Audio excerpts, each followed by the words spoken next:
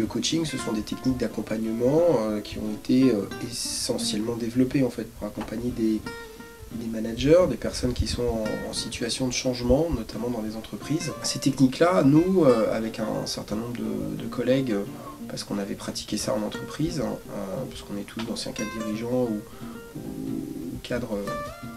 à haut niveau, on s'est posé la question de se dire, tiens, mais finalement, est-ce que ces techniques-là pourraient pas nous aider en fait, à accompagner des jeunes aussi dans le contexte scolaire. Commencer en fait un coaching dès le début de l'année scolaire en terminale, donc dès septembre-octobre, c'est l'occasion en fait de pouvoir rencontrer quelqu'un 2 fois par mois, 1 à 2 fois par mois, pour en fait s'assurer qu'on est bien dans une bonne continuité en fait, et surtout qu'on met le paquet pour pouvoir avoir un bon premier trimestre et un bon deuxième trimestre, pour avoir de bons dossiers à présenter en fait pour des écoles ou pour l'enseignement supérieur. Ensuite, on va pouvoir commencer vers des choses où, à partir du mois de novembre-décembre, on a beaucoup de questions qui sont autour de l'orientation. Bon, ça y est, j'y suis maintenant, qu'est-ce que je vais bien pouvoir choisir comme école, comment je vais pouvoir m'y prendre. Donc ça, c'est une deuxième dimension en fait, dans la deuxième partie de l'année. Et puis, il y a une dimension, on va dire, dans la dernière ligne droite, sur les 3 derniers mois, autour d'aspects plus méthodologiques et plus autour de révision, autour de préparation, pas forcément pour l'oral, mais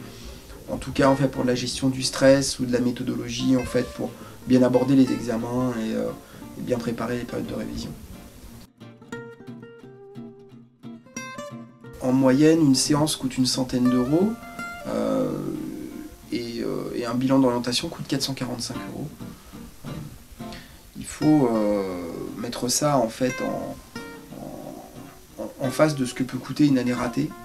Nos estimations tournent autour de 12 000 euros en fait, quand on met les frais de vie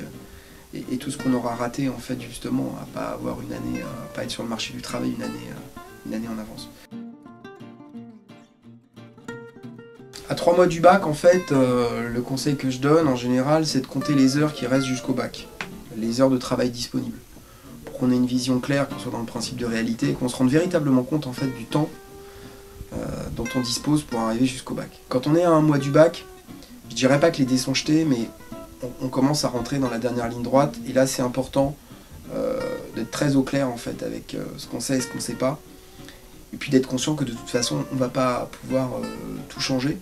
et donc c'est de se concentrer sur ce qui véritablement a de l'importance. Quand on est à 1 semaine du bac, je pense que c'est important de prendre le temps d'être vraiment conscient en fait de ce qu'on sait et de ce qu'on ne sait pas, parce que là pour le coup il reste plus que quelques dizaines d'heures et encore, et puis se dire que le bac aujourd'hui c'est pas forcément quelque chose de discriminant, c'est pas forcément quelque chose de difficile, et puis voilà, il faut y aller avec sincérité et puis donner tout ce qu'on a, et pas de raison en fait que ça se passe pas bien.